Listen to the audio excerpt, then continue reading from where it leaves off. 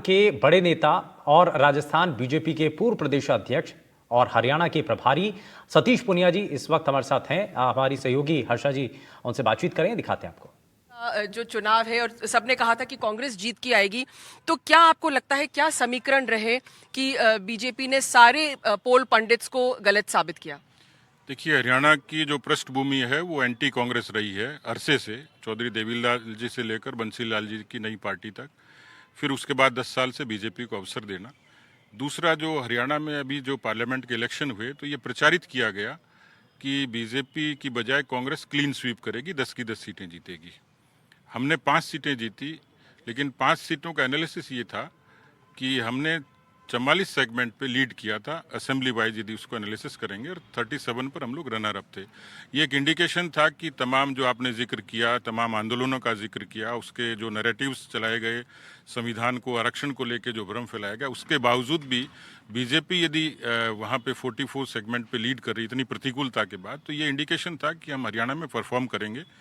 उसके बाद जो आगे जो चीज़ें हुई हैं, हरियाणा का जो खुद का पार्टी का जो स्ट्रक्चर है कांग्रेस पार्टी का, बिखरा हुआ था। ये तक तय नहीं कर पाए कि उनका लीडर कौन होगा। आपको लगता है कि बहुत ज्यादा कंटेंडर्स थे चीफ मिनिस्टर के लिए, वो उनके खिलाफ गया? हाँ, डेफिनेटली वो डिवाइडेड हाउस तो था ही था, क्योंकि उसमें ये तय नहीं कर पाए थे हुड्डा होंगे, सैलजा होंगी, सुरजेवाला होंगे। सतीश जी, उसमें एक चीज और है कि जो पार्टी ने जिस तरह से जो जातिगत अलायंस स्टिच कर किया, बीजेपी ने जो एक तरह से उन्होंने जो समीकरण सेट किए उसमें आपको भेजा, और हम देख रहे हैं कि जो जाट वोट है वो भी काफी बीजेपी की तरफ आया। तो कहीं आपको लगता है ये वेल थॉट आउट स्ट्रैटेजी थी कि आपको पार्टी का इंचार्ज बनाना?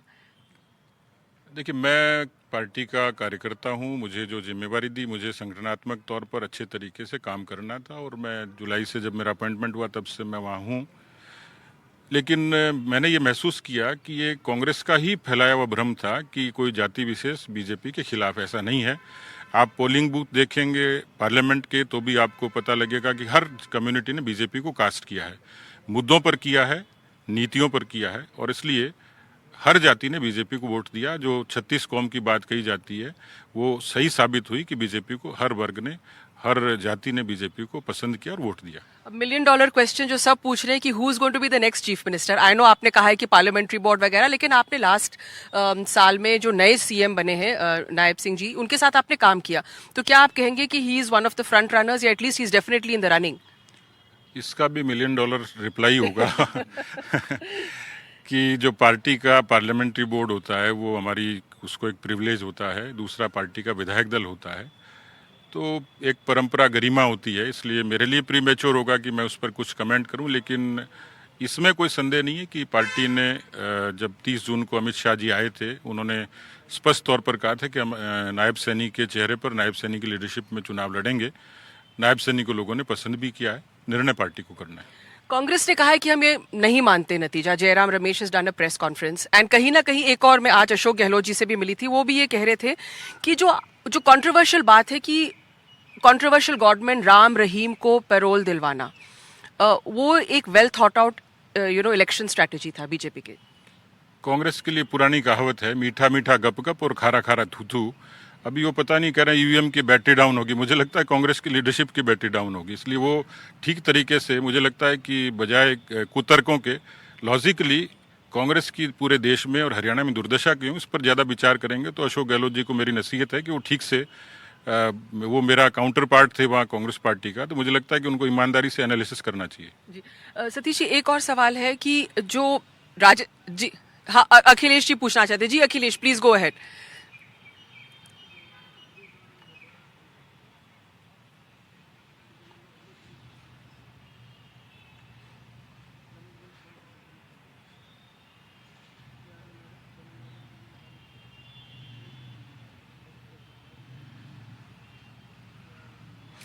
सतीश जी, अखिलेश जी पूछ रहे हैं कि जो शैलजा कुमारी का जो पूरा इशू था कि वो कैंपेन में नहीं उतरी थी, उसका आपने काट कैसे निकाला? और खट्टर साहब ने तो ओपनली ऑफर भी दिया था कि आप चाहे तो बीजेपी में आ जाइए, और जो नतीजे बता रहे हैं कि काफी संख्या का जो उनकी जो जाति का वोट है वो बीजेपी की तरफ गया है, तो कहीं ये आपको सेंध मिल गया था? देखिए, हमने तो चुनाव अपनी खूबियों पे लड़ा था और खूबियों पे ही जीता है। चुनाव जीतने के फिर अलग फैक्टर होते हैं। शैलजा भी एक फैक्टर हो सकती है, इस वजह से हो सकती है कि उनको जिस तरीके से कांग्रेस में साइडलाइन किया गया, उनका अपना एक समर्थक वर्ग था, एक समर्थक शुभचिंतक एक मंडली उनकी थी जो एक एस्पायरेशन रखती थी कि कहीं शैलजा भी मुख्यमंत्री की दावेदार हो सकती है, पर कांग्रेस ने उसके बारे में कभी कुछ क्लैरिटी रखी नहीं। अंत तक वो कंफ्यूज रहे और उस कंफ्यूजन के कारण जो पोलराइजेशन हो सकता था उसका लाभ स्वाभाविक तौर पर मिलना ही था। बहुत बहुत शुक्रिया हमसे बात करने के लिए। तो ये थे सतीश पूनिया जी, एनडीटीवी से एक खास मुलाकात।